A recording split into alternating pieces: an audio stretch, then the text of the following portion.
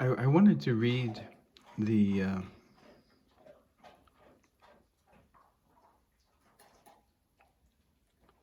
few pages that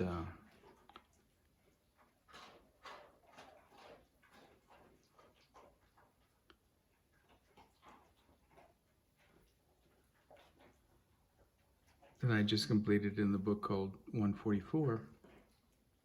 And this morning, when I woke up and turned on my computer, this was the image that was on my computer screen. I have an application that changes pictures supposedly randomly, but of course, if you don't believe in chance, then the idea of the random becomes something else. It becomes an interaction, excuse me, with other entities, whether those entities are artificial intelligences or ghosts in the machine or forces, otherwise not entirely in one's control. So I thought this image in relationship to my desire to attempt a verbal reading of these last few pages in the book was interesting for a number of reasons. First, because there's a number inscribed on the rock, and I can't tell if that number is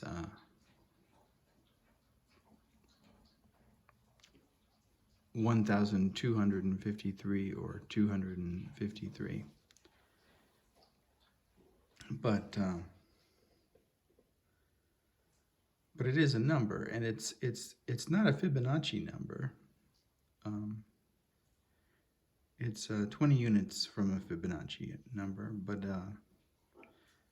but it's reminiscent of a Fibonacci number in a certain way, because whether it's 1,253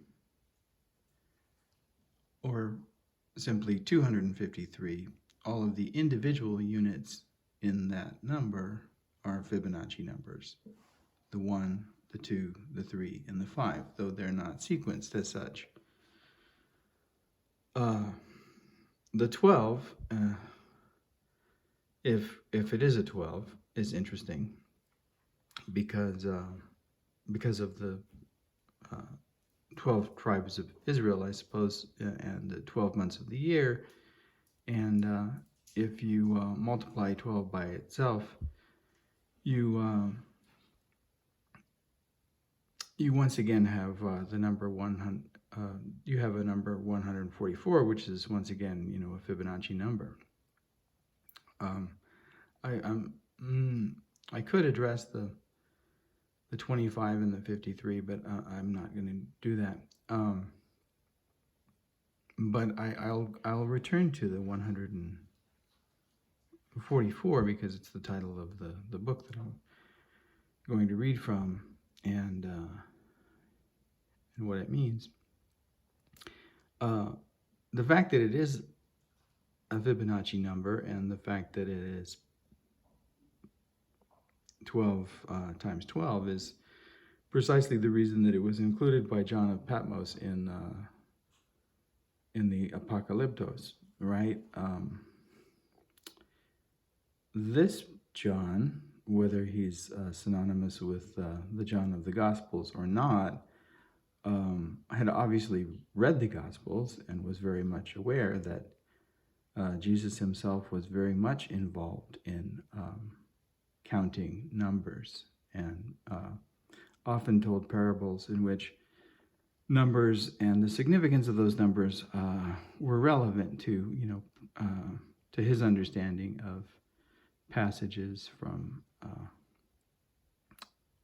the sacred Hebrew books, and there's even a moment in the gospel in which he admonishes one of his disciples and says, how can you not understand this? And it has to do with numbers. How can you not see that? How can you not understand this number? How can you not interpret this if you belong to this history and this tradition? So the book called 144 relates, to that number as it occurs in the apocalyptos, or the book of Revelation, but it also relates to Sonnet 144, which begins, the literal translation from Hebrew is, the Lord is my rock, he trains my hands for battle, and then it gets variously translated as, sometimes the metaphor gets translated into literalization, the Lord is my strength, but it really, in translating it that way, misses the point, because this is David, after all, who slew the Philistine giant with a stone. And he, of course, had trained his hands for battle. He had been a shepherd, and he had learned to use his sling and to defend his flock. And it wasn't, an accident that he was so handy with a sling and with stones. Then there are a few other inscriptions on the stone. Look to me like that they had possibly occurred at different moments in historical time, and that seems relevant as well. It gives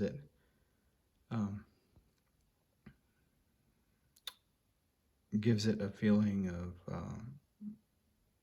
longevity, and also this idea of inscription on stone. This lithography is, of course, not only some of our first examples of writing, our first examples of archaeology, the Rosetta Stone, our first examples of sort of cultural history, but also the first examples of art in instances of the caves in Europe, and the and some of the Bears Ears, for instance, in the Southwest. The stone and stonework has been important in my art, and so have making these. So has been making connections with different texts, and I have always thought of stone as a kind of text, in a very sort of archaic way, but also in a sort of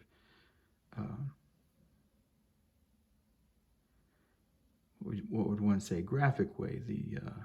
The designs and cracks of the stone itself is a kind of writing of history, if not human history, at least natural history. And I'm sure the Irish and English, early cultures that established these stones as markers must have recognized that as well. So before reading the passage today that deals with those courageous heroes, particularly those women who continue to struggle against the patriarchal violence and repressive forces and restrictions of the Taliban in Afghanistan, most of them women, who have the courage to continue, teaching women to read, and providing them with education that patriarchy wants to deny them, in spite of the threats of violence against themselves and their families. That's the content that I want to read today. But I thought I would briefly describe the history of this book and how it came to be. The The first manifestation of this book was actually called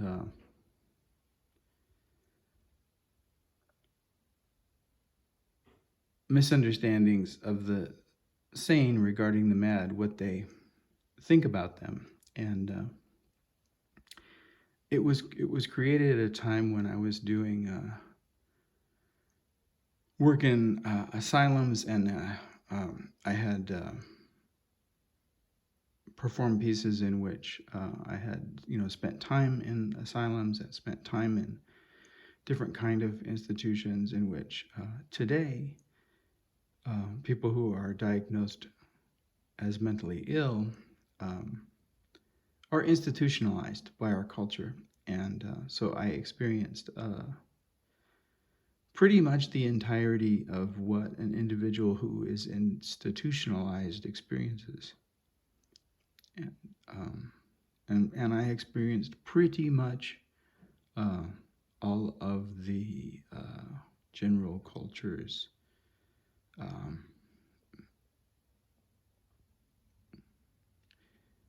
individual and collective and animus, directed toward individuals that are perceived as insane, and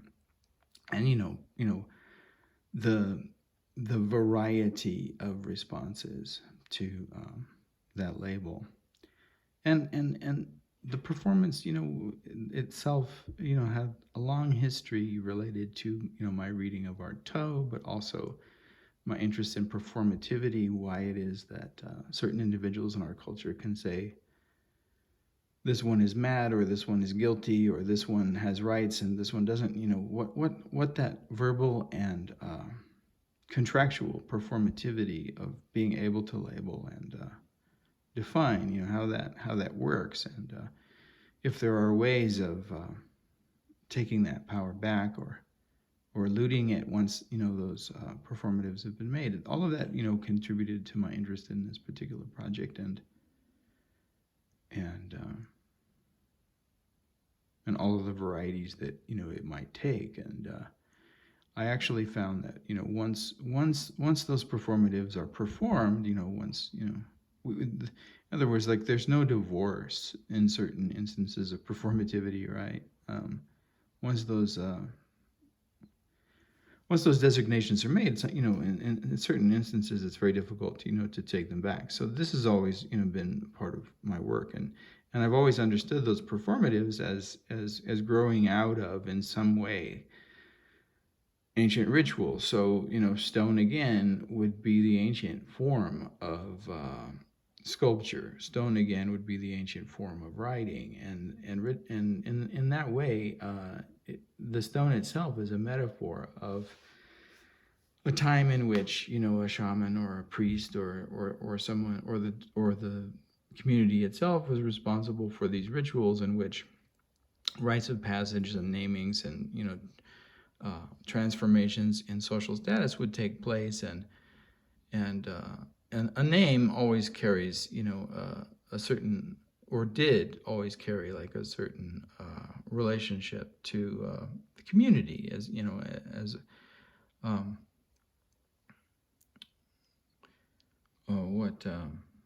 Sitting Bull is not really particularly good translation of, like, for example, Sitting Bull's name really, the name could be like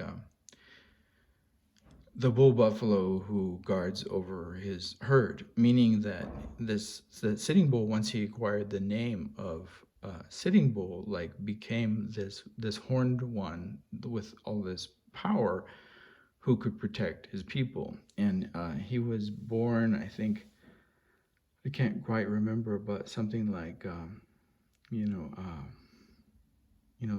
clever badger or digging badger. But anyway, like, the digging also represented something, and the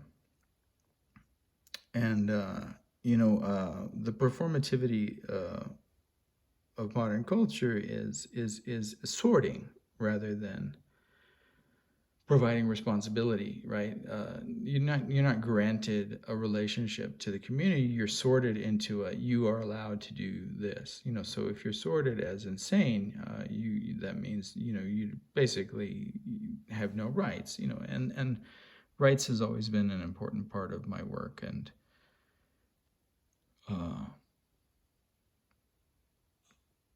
so all of that went into what I did. So the initial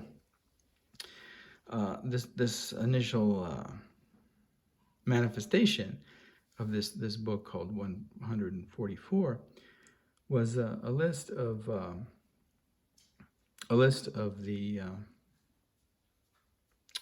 beliefs of the sane regarding the mad, what they think about them. And so it was a list that went something like that they are animals, that they have no control over their actions, that they are incapable of love. I remember that one in particular, that they were incapable of love. And I think that was even before I had read Erich Fromm and become interested in the way that, certainly before I had read R.D. Laing, but it was before I had become interested in this idea of love and as responsibility and care and nurture and things like that, that related to my ideas of how one might escape the performativity of authority in modern culture. So so this list itself grew out of a piece by one of my former teachers, David Anton, who had a list poem called A List of the Delusions of the Mad, What They Are Afraid of. And it was, a list of all these ideas. And I guess what he meant by the mad were, the insane, and and perhaps it was a metaphor for society at large, and that the mad was used, to illustrate that, and perhaps not. I don't know, but I recall, thinking that the construction of the list itself really betrayed a lot of Anton's attitude about what the mad are. And it was very conventional, ideas about the mad. It didn't challenge the way that insanity is socially constructed, and it didn't address the whole idea of performativity and defining madness, it struck me as being an interestingly sort of ultra conservative idea from someone interested in the avant-garde, and so I addressed that in transforming it into a list of the sort of false ideas that the sane have regarding the mad. And this was this list. And then recently, a year or two ago now, I guess, I saw on one of either the Jacket 2 talks, or perhaps it was elsewhere, but I do recall that it was definitely before COVID, because it was not a Zoom meeting. It was a meeting in person, and it was Jerry had written a piece after David Anton's piece, and in this piece, Jerry Rothenberg I'm referring to, and he did a reading of it, and then a few individuals talked about what a great poem it was, and he had not reversed the course of the designation of the madness, but he had excised it, and I wondered in this process if in a way it was like an attempt to sort of the way that the estate of Dr. Seuss, is not allowing the publication of his more, racist writings in a way of like redeeming or retrieving or, sanitizing, what probably in the Anton poem, eventually one imagines, well, maybe not. I mean, culture has had, this idea of madness for some time. What eventually might become, offensive, perhaps not, perhaps it was a synthesis of, I don't know. I really don't know what of my work Jerry has read. I know that my work has been on the internet and then has been taken down from the internet. I know that my work has been accessible, but in moments of time. So to have read it, one has to have participated in its time. And, I also realized that it's been a massive amount of work and that many individuals don't want to spend that much time. So I really honestly don't know whether, Jerry Rothenberg was familiar with what I did with Anne's poem or not. But if he were, then, one could say that, perhaps it was an attempt, to synthesize or, come to a kind of agreement, so dialectical installment. In any case, I listened to the reading and the piece, and then a few days later I had a dream and received instructions on writing my work, which was to be a list of individuals who do not fear things, and this not fearing and this acting, perhaps in spite of one's fears, was to be a list of those who receive, in Buddhist terms, who receive,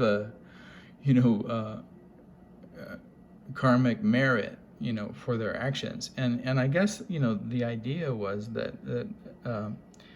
there was a kind of critical mass to the act in relationship to this merit, so that there were some acts that were so meritorious that they effectively, canceled out whatever other, karmic history one had. For example, I have recently discussed that moment in the Jakarta Tales where the Buddha, throws himself into the crags either to feed the hungry tigers or to feed the hungry lions, and that moment would have been such a great, sacrifice, and so lovingly conceived, and so enlightened in the sense that he recognized the suffering of others as being more harmful to himself than any suffering of his own could ever have been, that this effectively transforms him into the instant Buddha in a certain way. I mean, I don't know if the Jakarta Tales actually argue that, but I would argue that, at least that was something that had come to me in through the course of my performance work and through the course of coming to a deep understanding of certain kinds of ways in which individuals suffer from the cultural stigmas and the values placed upon them, and the access that they have to resources and the access that they're denied of resources, and by the way, the Native communities and others just made serious headway in defeating the regulation of how do you put it, the denial of clean water rights that the Trump administration had been enacting under his in quotation marks EPA flunkies that basically removed all of the environmental protection that clean water and water rights had, particularly in communities in which Native Americans depended on those lands, and in the news today, was recognition of the fact that in the courts, those those failures on the part of the government to protect water and water rights, those rights have been restored, and so that's a kind of victory. And so those individuals who struggle and accomplish, or either accomplish these goals or lose their lives, this book 144 wanted to recognize them. So, individuals like Anne Frank have a page, individuals like Rosa Parks have a page, and then as I write this book of those who have no fear, then and act upon their courage, then these individuals who are acting now in our world are written into this book. So the pages that I want to read today, well, that's the history of this book, and part of the history. I was informed that I had to do this publicly because it's so humiliating for me to write in the first place, and I had to write by hand, which is also humiliating and for me because as anybody who's been looking at this book knows, is like I struggle to write by hand because I have this disability. So in any case, it makes the writing of this book for me very, very, very difficult and time-consuming and painful, and in addition to the psychological pain of remembering the suppressions and the violence done on individuals who have fallen outside of whatever the society's expectations are, or the approval of those in power. That's very psychologically disturbing. And then the difficulties in writing the book bring up a lot of material as well. So that's another one of the constraints of the writing. It has this particular form.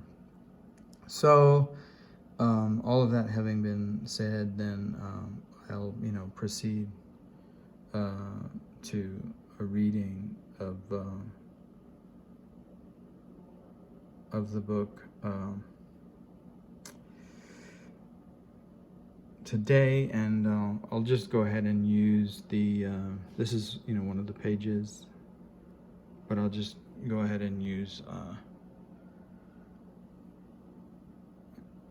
an image of the stone, even though it's certainly not an image of the proper location that we're dealing with. This is a stone in either Ireland or the English countryside, but it will do.